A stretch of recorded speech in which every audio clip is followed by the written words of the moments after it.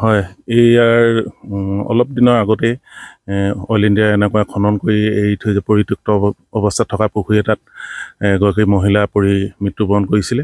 আকৌ আজি আমি ইয়াত নতুনকৈ খনন কৰি প্ৰায় এমাহমান হেৰিত সম্পূৰ্ণ হৈছে আৰু তেখেতলোকে ইমান উন্মুক্তভাৱে পুখুৰীবিলাক ৰাখি থৈছে।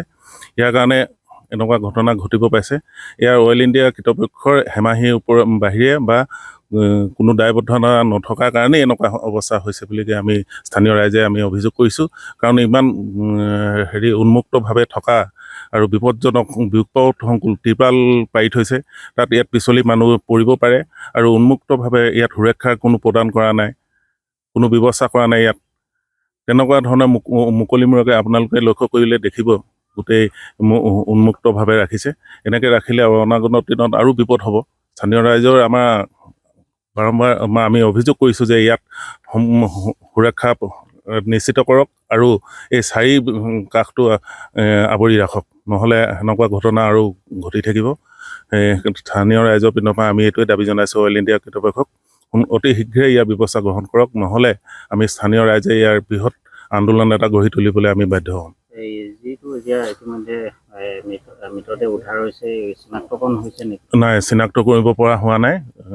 পানীৰ পৰা অলপ ফুলি গৈছে, ফুলি যোৱা অৱস্থাত আমি সন্দেহ কৰিছিলোঁ, কিন্তু সেইজন নহয়। এতিয়া পুনৰুক্ত পৰীক্ষাতহে ওলাব কোন হয় কি হয়, এতিয়ালৈকে ওলাব পৰা নাই, চিনাক্ত কৰিব পৰা নাই। আৰক্ষী প্ৰশাসনে কি কয়? আৰক্ষী প্ৰশাসনেও মৰণোত্তৰ পৰীক্ষালৈ প্ৰেৰণ কৰিব, তাৰপিছত তেখেতলোকে যাৱতীয় ব্যৱস্থাখিনি কৰিব, তাৰপিছতহে অনুসন্ধানত ওলাই পৰিব। আহিছেনে আৰক্ষী প্ৰশাসন? আহিছে, সহযোগিতা আমি পাইছোঁ। আমি আজি প্ৰায় 11টা বজাত মই খবৰটো পালোঁ যে ইয়াতে এটা আনআইডেণ্টিফাইড ডেড বডি উদ্ধাৰ হৈছে। তো মই আহিছোঁ, এতিয়া ইনকুৱেষ্টৰ কাৰণে আমি প্ৰচেছ কৰি আছোঁ। তো আফটাৰ ইনভেষ্টিগেশ্যনহে গম পোৱা যাব কজ অফ দ্য ডেথ, আৰু এজ পাৰ প্ৰচিজাৰ আমি আগবাঢ়িম।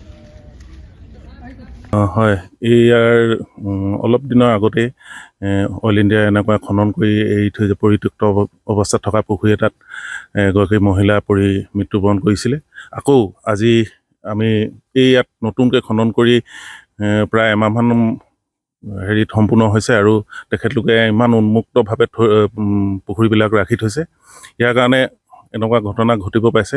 ইয়াৰ অইল ইণ্ডিয়া কৰ্তৃপক্ষৰ হেমাহিৰ বাহিৰে বা কোনো দায়বদ্ধতা নথকাৰ কাৰণেই এনেকুৱা অৱস্থা হৈছে বুলি আমি স্থানীয় ৰাইজে আমি অভিযোগ কৰিছোঁ।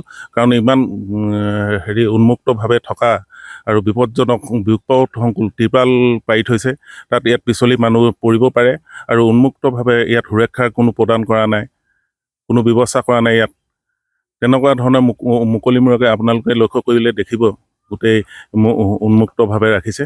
এনেকৈ ৰাখিলে অনাগত দিনত আৰু বিপদ হ'ব।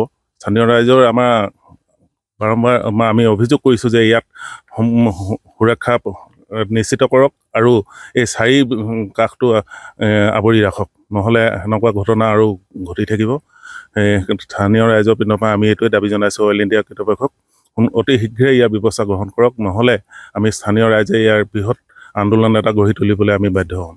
এই যিটো এতিয়া ইতিমধ্যে মৃতদেহ উদ্ধাৰ হৈছে, চিনাক্তকৰণ হৈছে নেকি? নাই, চিনাক্ত কৰিব পৰা হোৱা নাই। পানীৰ পৰা অলপ ফুলি গৈছে, ফুলি যোৱা অৱস্থাত আমি সন্দেহ কৰিছিলোঁ, কিন্তু সেইজন নহয়। এতিয়া পুনৰুক্ত পৰীক্ষাতহে ওলাব কোন হয় কি হয়, এতিয়ালৈকে ওলাব পৰা নাই, চিনাক্ত কৰিব পৰা নাই। আৰক্ষী প্ৰশাসনে কি কয়? আৰক্ষী প্ৰশাসনেও মৰণোত্তৰ পৰীক্ষালৈ প্ৰেৰণ কৰিব, তাৰপিছত তেখেতলোকে যাৱতীয় ব্যৱস্থাখিনি কৰিব, তাৰপিছতহে অনুসন্ধানত ওলাই পৰিব। আহিছেনে আৰক্ষী প্ৰশাসন? আহিছে, সহযোগিতা আমি পাইছোঁ।